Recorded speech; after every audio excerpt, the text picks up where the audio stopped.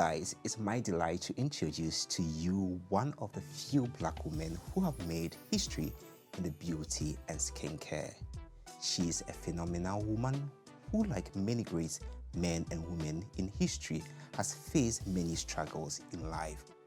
Born in the 50s in Jamaica, my beautiful guest has traveled the length and breadth of life to reach this remarkable height. Today, I am privileged to have the rare opportunity to sit down and talk to a woman who indeed has come down from her mountain top.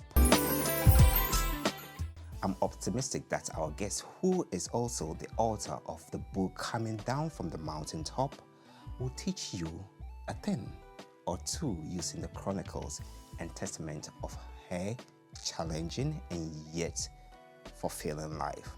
From surviving a critical health condition to enduring harsh treatment, from a racially populated environment to accepting terrible heartbreaks.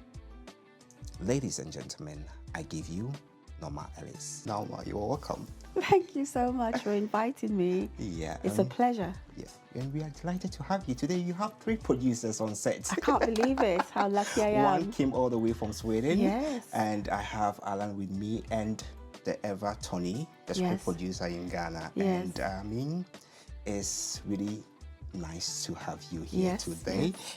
And Norma, please start with me.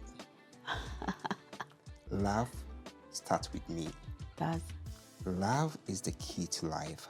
I am a peaceful soul.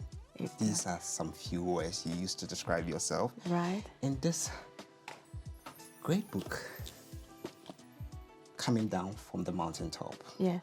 Yes, coming down from my mountaintop. From my mountaintop. Yes, and I recognize those words. That's the ending, the actual ending of my book. Yeah. And if someone has not met you before, some of my viewers, how will you describe the iconic Norma Ellis? Wow. Do you know what? That's a lot of description hats that I wear. I mean, Saturday I'm going to be 69. Wow. You can imagine. Some applause, some applause, some applause, some applause, some applause, some applause, some applause. 69 years of experience. Yeah. Wearing many different hats, being described in many different ways, and achieving lots of things and challenges, and the transformation to where I am today. Yeah. So those words that you actually you said at the intro is the ending of the autobiography of my book. And yes, I would describe myself now definitely from where I'm coming from and the transition and the journey. I am that peaceful soul. Yes, I like that's small face, peaceful soul. Yes. I mean, Norma, reading from your book, it's not far-fetched. That's the role of family and religion played a major role in your life. How did you feel the absence of your dad when he left Jamaica to find greener pasture? And you described the plane as big bed. I was like, yeah, is it the belly of the big bed? Yes, I mean, as you can see on the cover of the book, I have a big bird. Yeah. And that particular bird used to fly over the mountaintop that I was born on. Okay. And the back of the book, that house is the actual house I was born in. Wow. And those mountains are the actual mountains that I was born on. Okay. And so, yes, I described it as a big bird. Obviously, my father left when I was at the age 5. Okay. I think when I checked the... somebody's doing a family thing and they found the docking papers and everything when my dad came to England. It really was 1955. He came to England. So I think for about 3 or 4 years, just before 1955, he came to England. Then he came back and then he left definitely on my 5th birthday. That was the second journey that he made to England. And yes, it was really an interesting day because I've never, in those 5 years, knew that there was other people in the world. Okay. Okay, you only knew about Jamaica. All I knew was the mountaintop that I was born on. And coming down from the mountaintop on the Sunday that my dad left Jamaica, it was really funny because everybody in the little community, we're all related. We're all blood from my mother's side and my dad's side. And we all took this... the only transport down from the mountaintop was a big truck that, you know, they would be able to take the food and the women to the market and cattle if they have to. And on a Sunday, we all piled into this big truck to go to the airport. To see the big bag. I didn't know there was a world outside my mountaintop. I've never seen other people apart from family. So it was kind of strange. And then going to the airport, and then all I saw was this big bird. And my dad, and in those days, they didn't have the airport where, you know, you'd walk straight into the airplane from, you know, the airport building. It was on the tarmac, and all the passengers had to walk on the tarmac and go up the stairs. And I was like, what is going on? But I kind of felt emotionally and the feeling that something was going on that I was not going to be happy with. And because all the women were very, very sad. Everybody was sad. And that day, quite a few members of family left for England. So the village or the community became quite small because, you know, the main players and a lot of the, I think 1 or 2 women went as well. They all went on this big bird.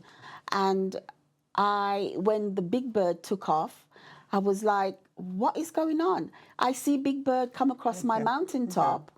And to see this one, I didn't know what an airplane was called. I didn't know it was called an airplane. Okay. You know, we didn't have those kind of vocabulary. We weren't exposed to those kind of things. And so, of course, the only thing that I could refer this thing to was that big bird that would fly across. And when you see the big bird come in, when you're on the mountaintop, and you have a goat or your chicken, you have to get everything inside because they just swoop down and they grab your stock, you know. So that's the only way I could describe that. Yes, it's the big bird.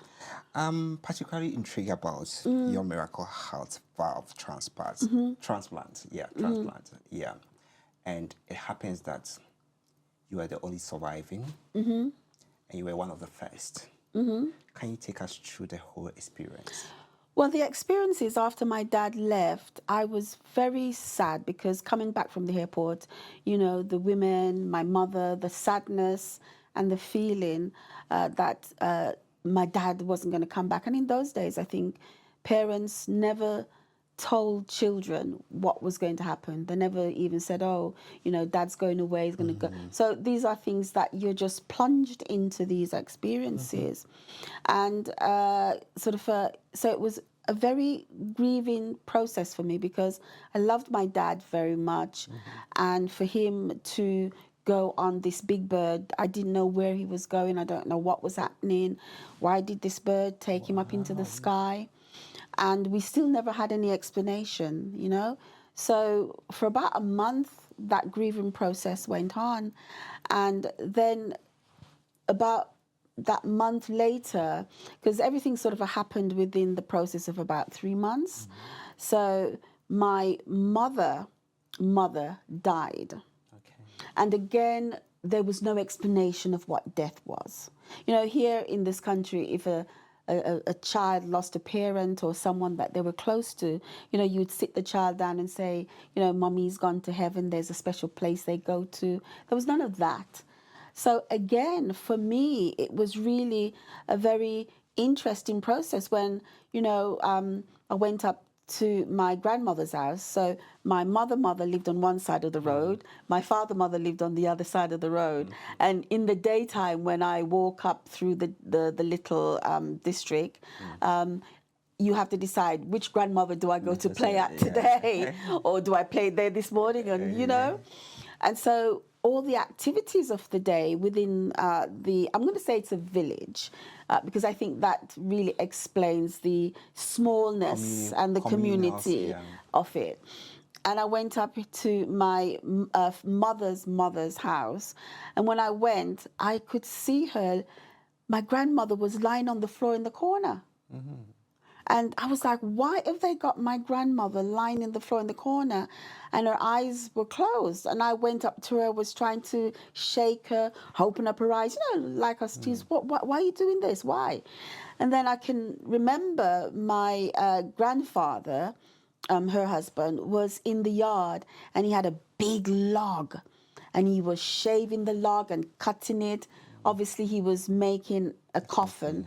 I never knew any of that. I didn't know what those things were called, no experience. And then everybody was very sad and weeping, and my mother was, crying. And then a day or so later, during that process as well, men were at a certain part of the yard, certain part of the land that the house was on. They were digging a big hole and they were all singing, because in Jamaica, when you dig a hole for a funeral, it's a big day. Everybody comes out into the village. There's rum, there's drinking, there's singing, there's food, and they're digging. And I was like, this little thing, I haven't grown much. I was this really little thing. And I was, there was digging and singing. I was like, what was going on? And then when my grandfather had finished making what I know now as a coffin, they lay my grandmother in there. And then the church was also a little church not far from the house, maybe 2 minutes walk. And they put her in there. Then we went to the church and we came back and they put her in the grave. And for days, I would go up there every day. When are you coming out of there? Why have they put you in there? And I would be on there just asking her, can you come back? Can you come out? It seems you really love it. How old were you at that time? I was 5. Okay. Yes. All of this happened in a very short time. And so after that process, I used to spend a lot more time across the road at my father's mother house. And then one morning, I'd slept over with them for the night, and there was me and my cousins in bed with my grandmother. And when I woke up in the morning, my grandmother, they wake up very early, like 5 o'clock, and they start sweeping the yard, lighting the fires and she was just lying there. She wouldn't wake up. So I was shaking her again. She wouldn't wake up. So obviously from, the experience that I had a month previous, I just kind of realized, well, the same thing has happened. And then it was then that a lot of the older children, they explain to you, this is what death is, and going through that process. And I think those two processes, I went into grieve, because, children, when they don't understand what's happening and they're not being explained to, they take responsibility, don't they? And they think it's their fault. And as I've grown up and in this maturity now, I know that from my experience in life, that every illness, everything that you're sick with, and people might not like when I say it, whether it's heart problem, cancer problem, everything that happens internally in a sickness is an emotional state. We get sick from emotional issues. When we grieve, when we're emotional, when we're in love, from broken heart. And I would definitely say that process for me started as that.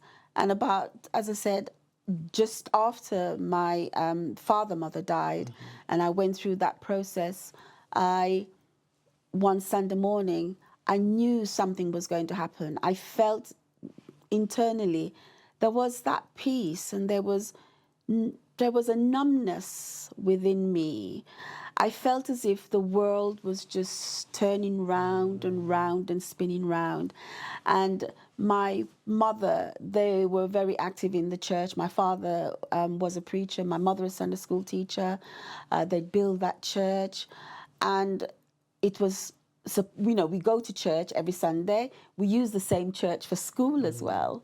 And so my mother went to church, and I said to her that morning, I wasn't feeling it. I didn't feel well. I don't know what it was. I couldn't shake it off. And so she says, okay, stay home. And my second eldest brother, he never really liked church. So he would always, put his hands up to say, I'll stay home and cook. And so he stayed. And so, we never had inside kitchen. So there's a outside kitchen. and it was like there, like just there in front of me, and this was the main house, and I'm sitting on the steps of the dining room watching him in the kitchen cook.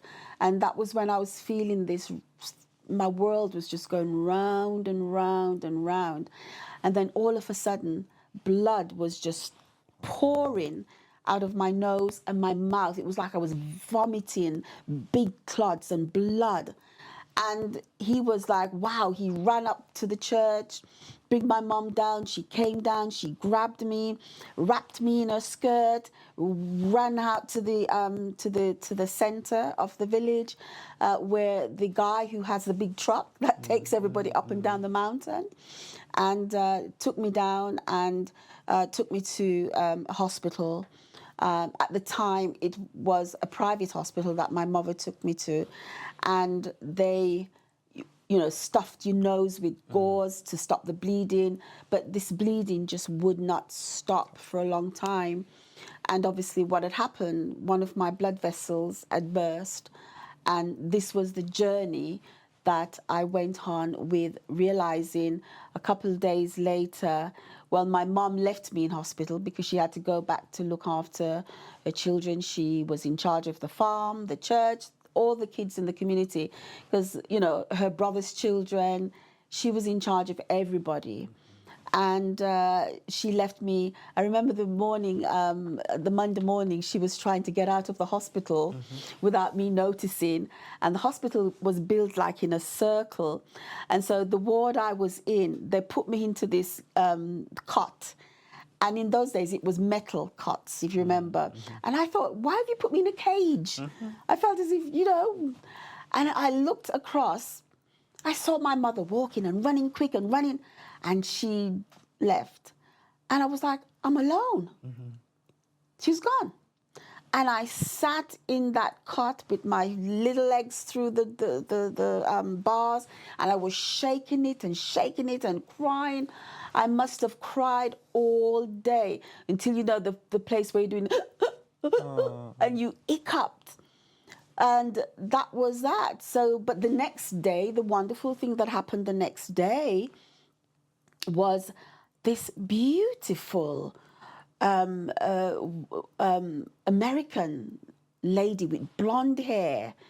And she was a doctor, and she came round with a telescope, and she was actually looking at all the children and seeing what was wrong with them. And I was still in that position again. I woke up in the morning, I got myself in that position, and she said to me, so who is this beautiful little girl? What is wrong with you?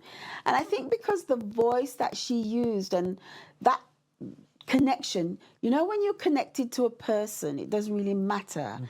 It's just something. And I quieted myself, and she says, can I listen to your chest? And she listened, and she must have heard the murmurs of my heart. And because they used to call my heart like a whole drum, beating a drum, you could hear the sound. And she listened, and she said to them, could they take me down, have an x-ray? And then I didn't see her again that day, but she found out at that particular time that I did what they call then a hole in the heart, but it's a leaking heart valve. And so I was moved from that particular hospital to the university hospital, where she had her registrar, took care of all the children who had heart valve issues. And I went across there, and I was really scared, like, well, how's my mom going to know where I am?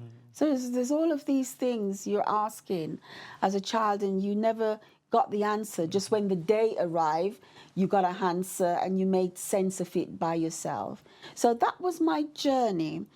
And I was given the expectation or the prognosis or the diagnosis of this thing that I was only going to live till the age of 10. And I was lucky if I reached the age of 10. You are 69. And now, applause. And now I'm 69. Applause. Yeah.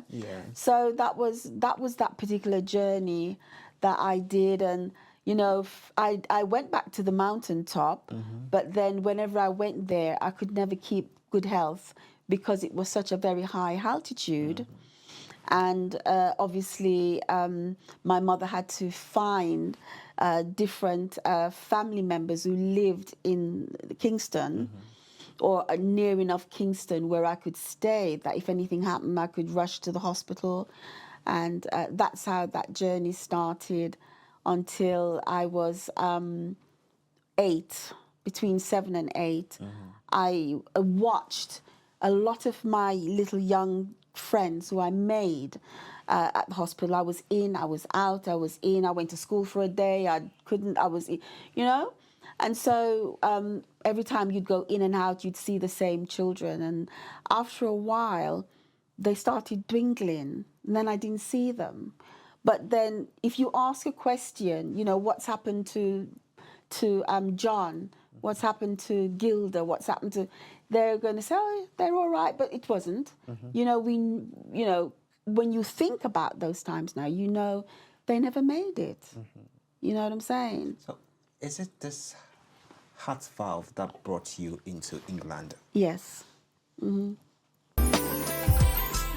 So, you know, knowing that I was on the verge of being the next one to die, but the lovely American doctor, she decided to ask my mom if she could take me to America because they were beginning to have trials for replacement of the heart valve. And she wrote to my dad and told him this. And he said no, because I didn't have any. My brother used to be there, but then he left to come to England. And he says, no, I can't allow her to go there because we wouldn't know what happened to her. This is an experiment. This is a trial. So he asked around and found out that Great Ormond Street Hospital here in London was actually also looking for children to go on a trial. And that's how I came to England. He found a lady who lived in London, and she actually worked at Great Ormond Street as a cleaner. And I came up from Jamaica in the wheelchair. I thought my dad was going to be at the airport. So how did you feel the experience sitting on the big bed? And then yeah, that's a good thing. And then I had my experience of what a big bird is about. You know what I'm saying? Coming up on the big bird, and do you know what? I love flying. And I'm not quite sure if those experiences have sort of molded me. I love being on an aeroplane.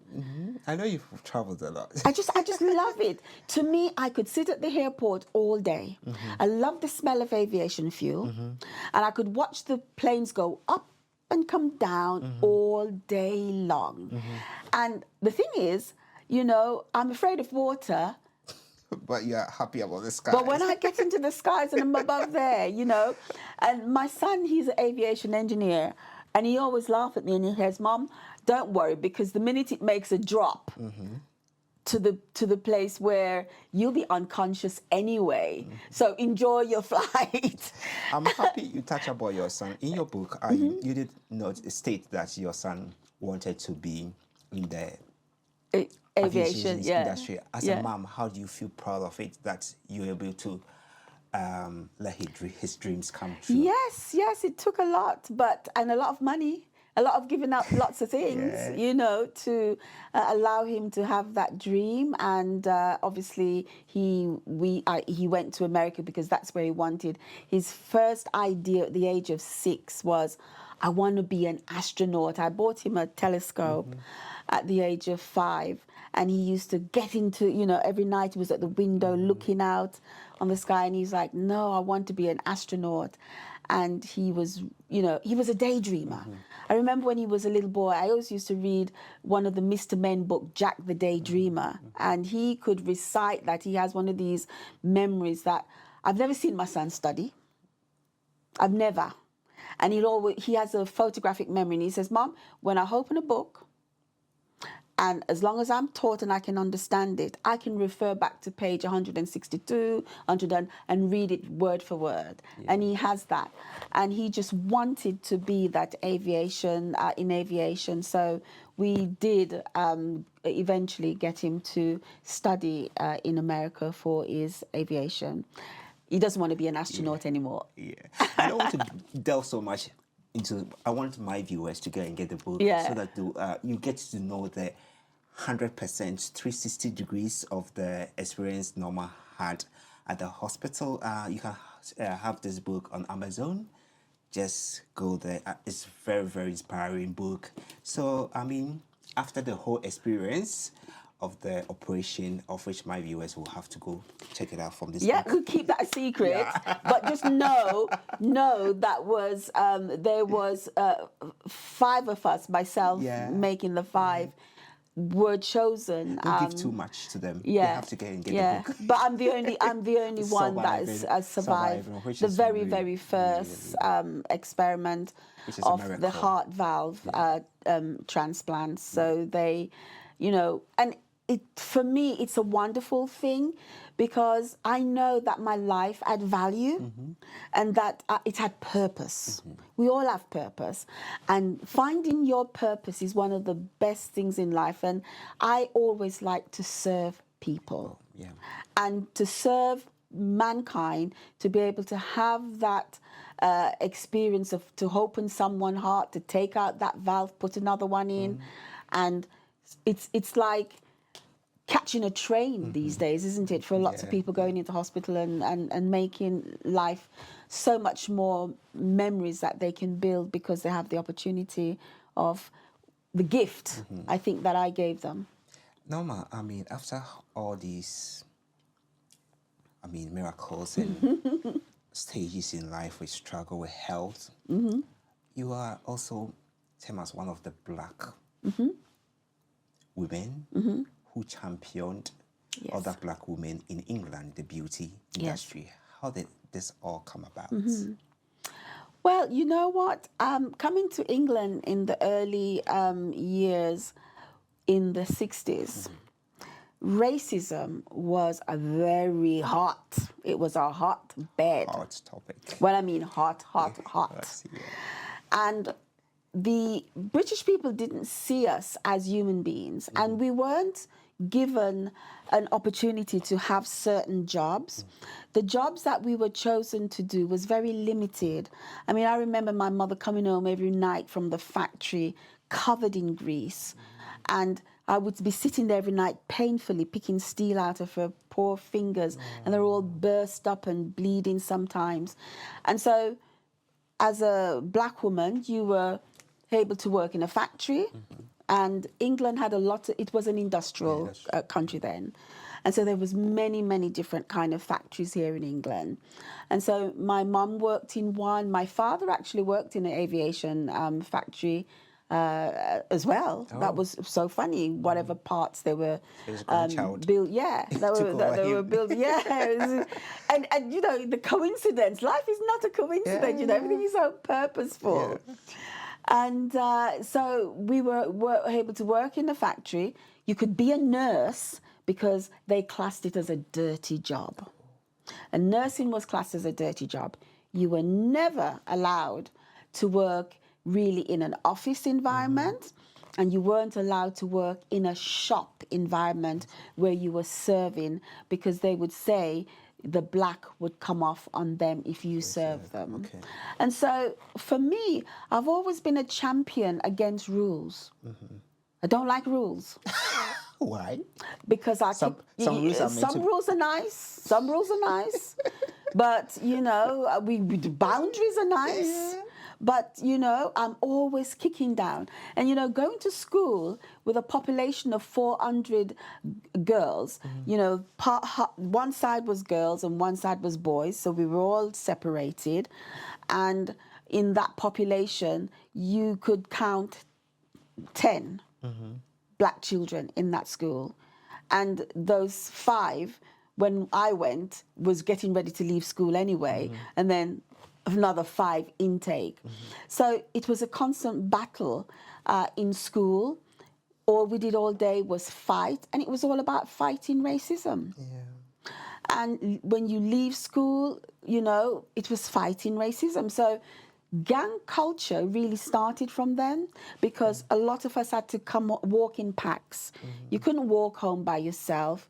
It wasn't something that you could even men in those days going out, young men, you could not go out by yourself. So, Because in those days they had what was called teddy boys and the skinheads, and they were the white gangs, and they would attack immigrants okay. at those times. So, So gang culture started way back, not a thing of not now. 20s or Nope. 80s. Nope. It's a thing of the past. Nope. Gang culture start purely because of protection through racism. Okay. So you're kicking off of rules ended you in the beauty industry.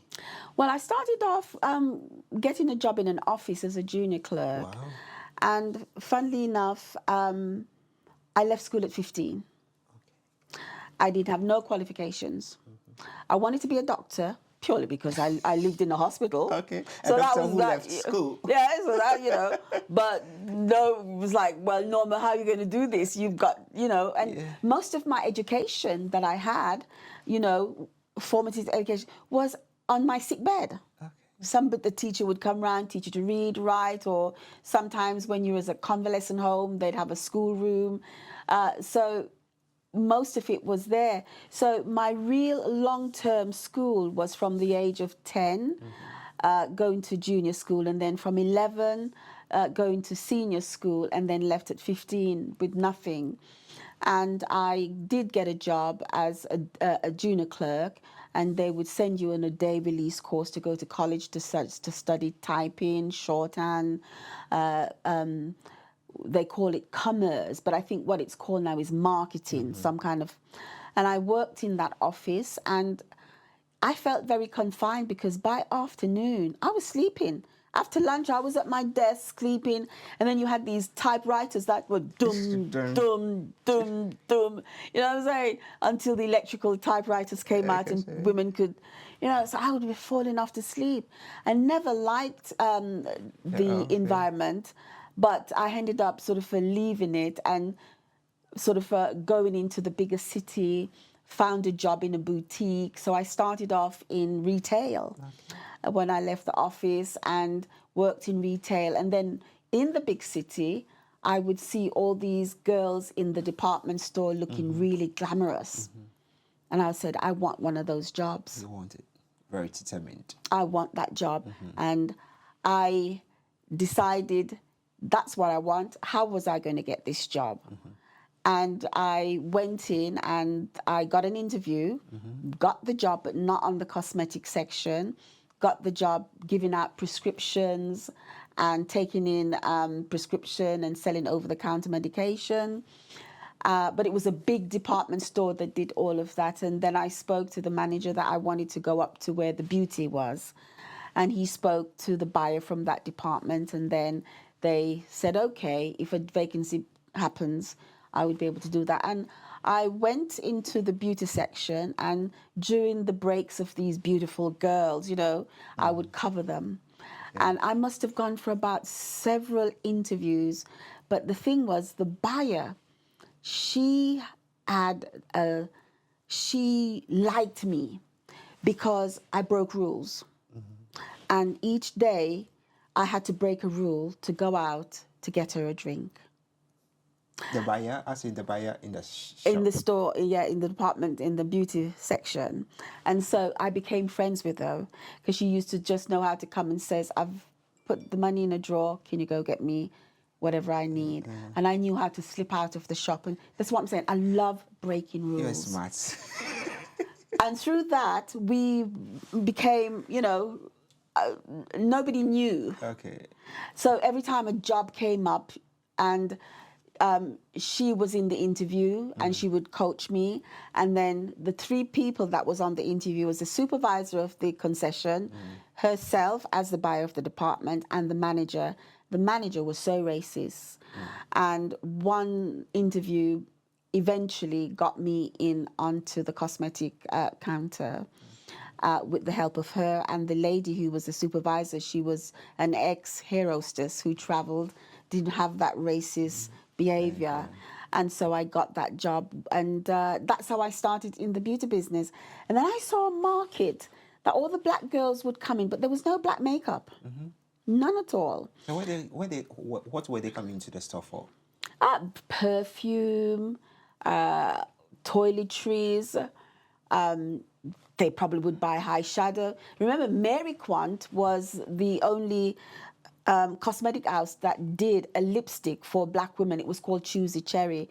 You'd sell. She made her money from Choosy Cherry. Mary Quant in those days, and the colors that she used was very vibrant as well. So black people would use those. But that's how I broke into the beauty business, and then I went on from there. I lost that job after 8 years after my son, and then I saw a little advert in the paper. I had to go back to work in an office for a while, and then I saw a little ad, and then I saw a company from LA was advertising for a makeup artist. And by this time now, I was actually coming down to London, and there was a Jew man who bought in a lot of cosmetics, and I was buying and going back to Birmingham and having like cosmetic parties, showing them how to make. And I thought I was a great makeup artist, but it was all try and error. And then I came down to London and had an interview and got the job to work as a makeup artist and selling the cosmetics for this American company.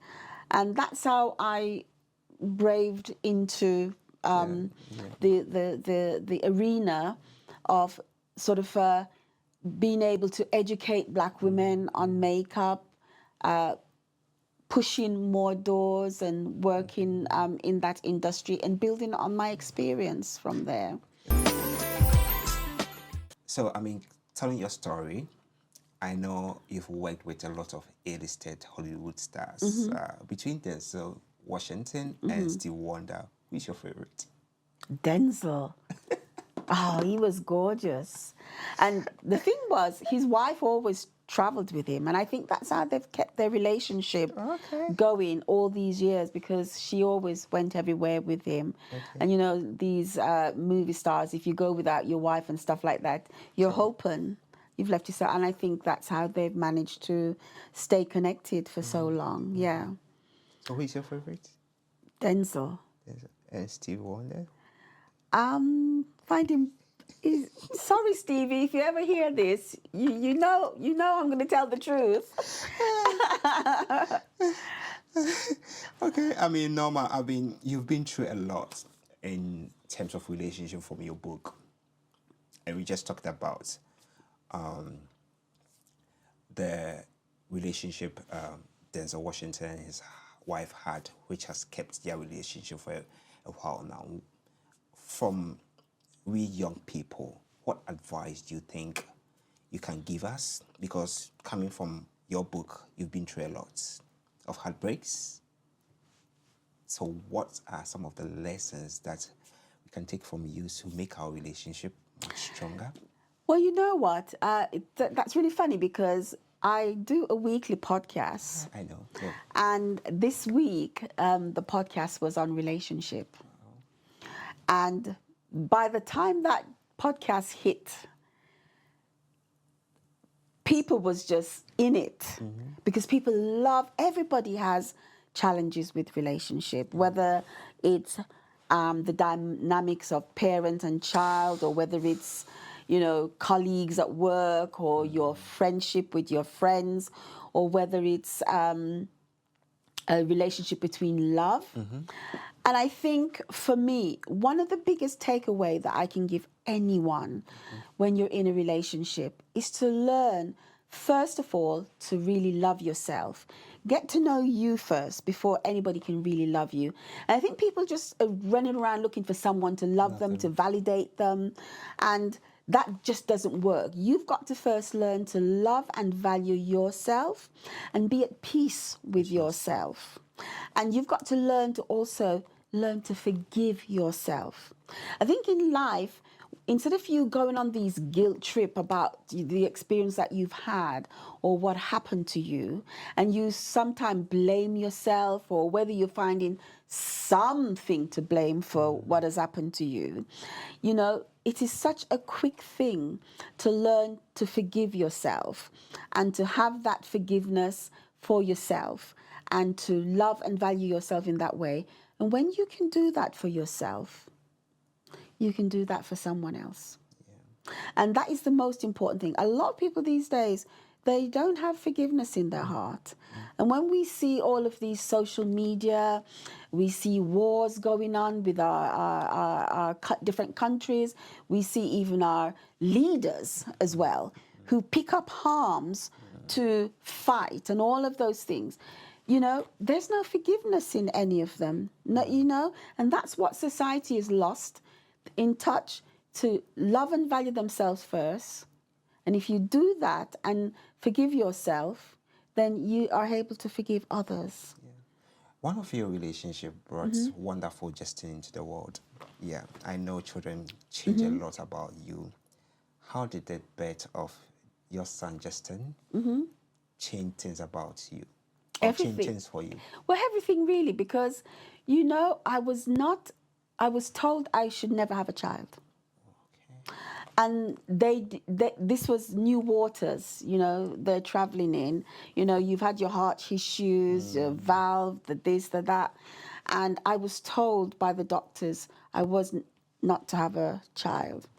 And then when I met the father, Justin Dad, when I was 17, and totally crazy about him, so in love with him. And I was on birth control because one of the things that I always did was try not to get pregnant because I was told not to. And I had Justin when I was 24. And the good thing was I just came off the birth pill for a month and didn't even had my first period, and I was pregnant straight away. And it was a shock. And that was a big decision that I had to make. Do I carry this child, or what do I do? And I made a decision that I was going to carry this child, and I knew it was my son. And one of the things that I've been totally and utterly blessed with, living and learning to take care of myself as a small child, being here without my family and without, living in hospitals and spending many times alone. I spent a lot of time with myself, in my head, in my own world. And one of the gifts that I have come out of that world with is that I have the ability to dream backwards in the past. I have the ability to dream forward into the future, and I have the ability to dream now in the present. Norma, okay. And I dreamt when I was pregnant that I knew I was going to have a son. Okay. And me and him was standing at the window. Yeah. And I had such a relationship with him. We had and we still do.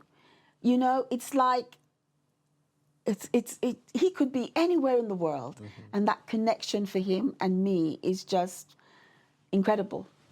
I can see you have a lot of purpose in life. What is exactly your life purpose at this moment? To serve. To serve. To serve. And I hope that I do that every day through my friends and my family and my community. And I do teach. Every week I volunteer as a teacher, and I give back to my community, and I teach beauty, and that for me is wonderful. I started off volunteering maybe some 15 years ago, and I started volunteering because of an incident that happened to my family, and I didn't seem to was able to do all the things that I wanted to do within that community engagement program that I set up as a charity to communicate. So I came back to London and I started working in lots of different community programs just to get to know it, to hear the buzzword, to see what's what. And I remember moving from one clinic to another, and I met this young man, and he was on the street, He was a drug addict. I became very, very friendly with him. And I used to take him clothes, talk to him, make sure he had food, blah, blah, blah. And then one Christmas, when I came back from the Christmas break, I couldn't see him, I couldn't find him. But I found one of his friends, and I said to him, what happened to so-and-so? They says, oh, he's dead. You know, he was drunk in the road, and someone, these boys, they kicked his head in. And you know what? A couple of days later, I saw this little ad in the local paper for the BME, and they were looking for drugs and alcohol workers to be trained. And I went for the interview. I sent my letter in, got accepted, and I worked for Hackney Council, Hackney DAT, for drugs and alcohol for many years as a volunteer. And that really helped me a lot to even understand our dynamics of our community even more. I worked in family and children. I work in disability. So I've done a lot of, so I love to give back. You know, so maybe for me, working in skincare is a doctor, because I had to study part of the blood and the everything that operates inside to be a skincare specialist, and you know, sort of a giving back to my community in that healing process, helping them to heal. And so for me, serving and giving back is really the most important thing to me. And I'm always thinking of the new challenge to go and to serve. At the moment, I have this massive big dream in my head at 69, a new venture, a new give back service for my community. And yeah, that's the next step at 69. Yeah. I know you are a great entrepreneur, and I love your customer service skills. I mean, what has entrepreneurship taught you about with working with people? Discipline. Discipline. They say discipline molds, discipline corrects, and discipline. And it helps me to be disciplined, not to break too many rules. So yeah, I mean, you know, and for me, sort of it's been wonderful, because I've learned the English customer service when I worked as the first Black beauty consultant in England, and I learned from the best, and then taking that on to educating Black women in the beauty business. You know, the first Black beauty magazine here in England was Hair and Beauty magazine. I was part of that process. I helped to put it together, to structure it together, did the first makeup shoot on it. And years later, when I came back, because I lived in America, when I came back to England in the 90s, I saw that it wasn't progressing. And I got someone, the girl who was doing some of my marketing for me, to go and speak to them. And I ended up writing, being the beauty agony aunt, creating that page for that magazine. And I did that for about 7 years, questions and answers for that magazine. So yeah, I love serving, and I've learned a lot of discipline, because being an entrepreneur and being a creative person, you're impulsive and you're a risk taker. Love the word risk taker. You have to be. But at the end of the day as well, there has to be some discipline within it as well. So you have to combine that risk with your discipline, and also resilience. Those are some of the things that I talk about a lot in my podcast. Learning to be resilient, not, you know, lie down and roll over and say, steamroll over me, or, you know, let illness take you over, or all of these emotions that we have. People give up so quickly. You know, they have a headache. It's, oh, let me get some aspirin. Let me cry. Let me whatever. You know, resilience is what it takes in life. And also, you know, determination. And when when you're in a situation, when you're being challenged, it's like being in quicksand. And they say the more you struggle, the deeper you sink. It's not to struggle when you are in quicksand. So when you challenge in life, not to be struggling. And, one of the things that I learned, there were weeks in business where I never made any money, but I had to pay the rent. Yeah. As a creative person. You know what I'm saying? We sometimes forget about the money. We're just creating stuff. Yeah. Never made any money. Yeah. Don't know where I'm going to pay the rent for the facilities that you're working from. How am I going to pay my rent at home? How am I going to eat this, that? How are you going to pay your school fees? And there were times when I had to surrender. And a lot of us do not like to surrender. When we're going through challenges, we're crying, we're this, we're that. But to surrender to that challenge is really, really important. That's another takeaway that I can give your listeners, is to surrender, because in that surrender comes the answer. Because we're fighting and we're resisting what we're supposed to go to. You never get a challenge in your life if you don't have the tools within you.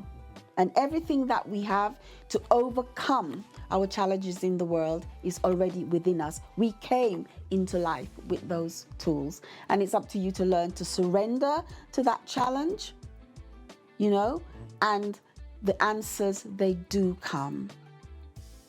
And you overcome those obstacles. So one of the things in my weekly podcast is to share all of those experiences of overcoming challenges, resilient relationship, finding the answers for yourself.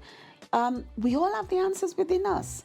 When I'm going through your challenges or whatever it is, and I'm calling up Susan, help me please. Hey, I just want to hear my voice. That's what I want to hear, because the answers is already in me. But if I verbalize it and I hear it, and Susan may put her 2 pence into it, and I can throw that out because it doesn't resonate with me. But eventually when I'm quiet, the answers come. And I found that through the challenges of being at rock bottom without any money in business. Because sometimes we're riding high on those bikes and flying on the clouds and, whatever we're doing, and super artificial. Yeah, the go-getter, I've got a penny in my pocket. You know what I'm saying? I've traveled the whole world without any money in my pocket, And basically, I found that when I was at a low point in my life one day, and I cried, and the voice inside of me said, meditate, learn to meditate. Okay. So Norma, risk-taking took you to a lot of places. In all the places that you've been, can you tell us some of one of your memorable moments? Yeah, in my head right now, there's so many wonderful places that I've been and had lovely experiences. Some experiences not so nice either. But for me, I've always carried my own mountaintop in my heart. And when I was 28 or 20, about coming up to my 30th birthday, I went back to Jamaica and was able to take my son. And going back to see how beautiful my country is, and going back onto that mountaintop, and the peace and the serenity and the view that is up there, I realized I was so blessed to have been born in this place. And so going back to Jamaica for me, after leaving and going back as an adult with my son and the rest of my family. By this time now, my parents had gone back to Jamaica. They were retired, and so they had their retirement. And that trip back to my country has always, for me, no matter where I've gone into the world, no matter what I've done, that to me was the best experience. Yeah. To see the beaches, to see the lifestyle, to feel Jamaica and smell the country. And I love my mangoes. Jamaica is one of the countries that I must visit this year. I must visit this year. Yes. I've seen the beautiful beaches of Jamaica. Yes. I like to just have a swim in one of them. Yes, and the waterfalls. We have some beautiful waterfalls and some beautiful rivers, and It's on my Jamaica. bucket list this year. Yes, So yes. Jamaica. Here you coming. come. Here you come. yeah. Norma, I mean, we're going to round it up, but I know you like yoga and what do you call it? Meditation. What is your spiritual practice? Because I know you talk more of spirituality. Yes. On when I come to you for some advice and other things. Yeah. Yes, I have lots of spiritual practices, but one of the ones that I've started probably a lot more in a busy life. If you haven't got 5 minutes to sit down and to shut off and to meditate and to be still, I kind of have a relationship with water. And in the mornings when I get into the shower, I'm going to bless that water. And I don't think people realize how powerful water is. You can talk to it. Your body is 70% water. You cannot survive with it. You can survive without eating food for 6 months by eating 1 grain of rice, but you couldn't with water. Water is life. And I started having a better relationship with water. So in the mornings when I get into my shower, I bless the water. I have a little ritual that I say, thank you for this beautiful substance of water. I bless it with joy, love, healing, gratitude, harmony, love, and peace. And so that it will cleanse my body from any negativity I may have picked up in sleep, travel, or awake, heal the beat of my heart, heal every cell of my body, heal every organ of my body. And I do my healing and my gratitude. And then after I do that, I start having gratitude. I am grateful for my son's business. I'm grateful for my business. And, whatever your challenges or life that is you're going through that you need to pay attention to, under that water with the shower, I am grateful. And by giving thanks and being grateful and lots of thanks. And then I also have another water practice that I do as well. I have a water filter at home. And on that water filter, whenever I fill it up, I pray over it and I give it thanks. Thanks. And I ask it, I am grateful for you supplying me whatever I need, whether it's money for my new project. And I have gratitude. And what I've actually done, I've written out what I'm asking for in gratitude on a piece of paper, and I've taped it onto that unit. And then the water bottle that I carry and I drink around in my house, the same thing is on there. And so working with water, I found it's just such a powerful way of tapping into who we really are, because in life, we are one with life, we're one with all things, we're one with the flowers, the water, everything we are one with. And in the book, I did write a beautiful poem about being one with life. And for me, now realizing how powerful the water is, being one with it, I speak to it, I pray over it, and I give gratitude, and I tell it, I love you so much, you're my heart, you're everything to me. And there's a experiment that was carried out, that if you took 2 glasses and put some rice in it, and put water in the rice, and on one you write 8, and on one you write love.